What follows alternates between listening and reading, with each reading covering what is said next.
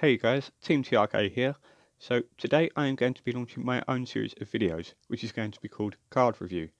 As you can probably tell from that name, each video will focus on a different card from the TCG series for Yu-Gi-Oh! So before we get started, I would like to do a quick shout out to a fellow YouTuber and my good friend YugiPenguin for helping me to come up with the idea for this series. If you haven't already, check out his channel in the description below and be sure to subscribe to him. So without further ado, let's get into the card review. So let's start off by revealing this card. So today's card is Dark Room of Nightmare. So some of you may be aware of this card and some of you may not. So I'll start off by reading the card text. So each time you inflict damage other than battle damage to your opponent's life points, inflict 300 points of direct damage to your opponent's life points. This card's effect is not applied to the effect of Dark Room of Nightmares. So this means that Dark Room of Nightmares can be treated as a booster for burn decks and for burn cards. Each time we deal effect damage, this card will top up that damage with an additional 300. So burn decks can be very underrated and are kind of frowned upon at times. Trickstars are a really good example of this. However, they can be very effective, and adding such a card as Dark Room of Nightmare can just push it down one step further.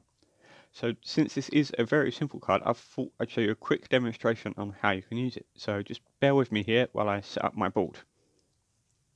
Let's just move you to the side.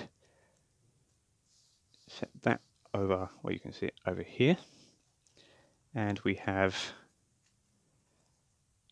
two of those.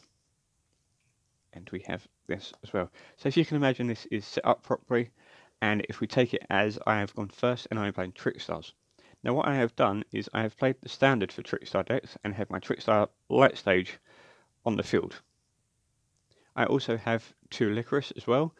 As you can see, they are in defense position, and I have activated my Dark Room of Nightmares as well, and I end my turn. Now my opponent will draw their opening card. This will cause them to take effect damage from the first Licorice, which is 200, which then in turn causes light stage effects to activate, inflicting a further 200 damage, and so on. The second Licorice kicks in, inflicting 200, and light stage kicks in, inflicting 200. Now that totals 4 separate times your opponent has taken card effect damage.